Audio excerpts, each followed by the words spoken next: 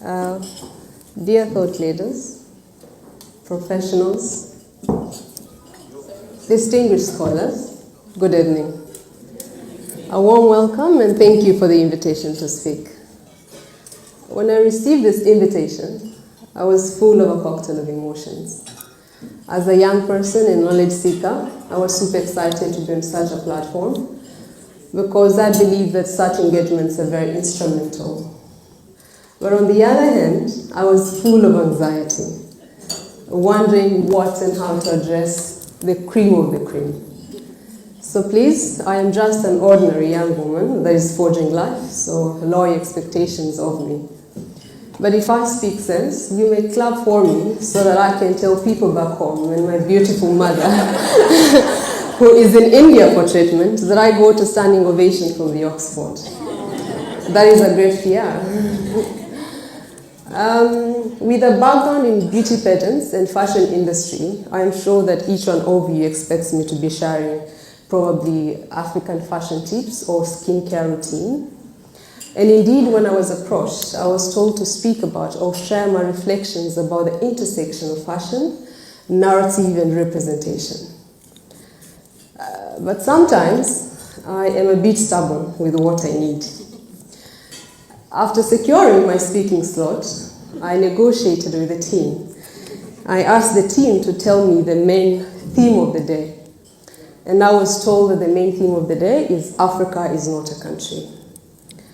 I told the team to allow me explore the theme my way.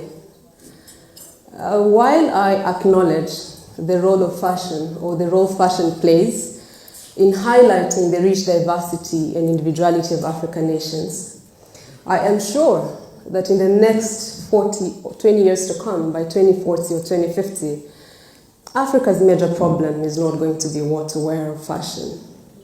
So with that being said, allow me to detour you a little bit from fashion and share with you a story, an African story, a story that is not just so dear to my heart, but a story that is worth to be told on such an academic platform, a community that is breeding the next generation of African leaders and responsible citizens of this continent. While I stick to the theme of Africa is not a country, I am proudly Rwandan and African. If you asked me the title of my today's speech, I would give it accountability. And speaking about Africa's accountability, there is nowhere to gloss over Africa's indifference during the 1994 genocide against the Tutsi in Rwanda and in the aftermath.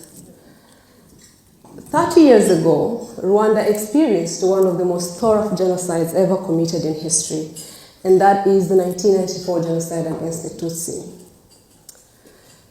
In the aftermath of the genocide, 1 million people lay dead, and 2 more had fled to the neighboring countries and taken hostage by the very forces, African forces, that had carried out the slaughter. Inside the country, the economy was at a complete standstill, and virtually public infrastructures and funds were deeply looted. The remnants of the genocidal forces continued to target and kill the genocide survivors in an effort to make the country ungovernable and to prevent justice and accountability for crimes. Rwandans were profoundly divided, and our people lacked the basic necessities for a safe and dignified life.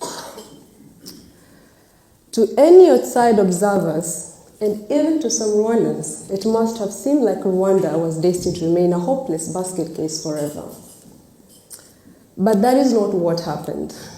Guided by the extraordinary kind of leadership of our President Paul Kagame, that is firmly committed to accountability, national unity, and measurable service delivery to all Rwandans without exception, Rwandans came together and we built a country even better than it was before. Distinguished guests, I am not bragging about Rwanda's achievements. And the 1994 genocide against the Tutsi is not a crown to wear. However, as Africans and young people, today's statistics show us that Africa has the fastest growing population in the world And by 2050, Africans will represent 25% of humanity. And the majority of these people are going to be the young people. So it's therefore important as young people, as Africans, to be informed about the complexity of such a history, so that together we can be the advocates of change for the Africa that we need, as we say, never again genocide on the African soil.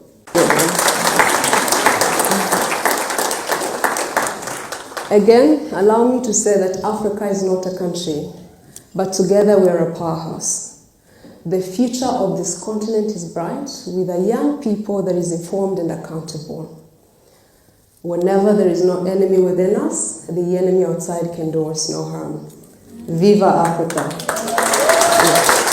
As I end my speech today, I would like to request each one of you to stand up on your feet as we pay respect to the lives of the people that lay dead in Rwanda, the victims of the 1994 genocide against the Tutsi. With all respect, please. Just a minute of silence.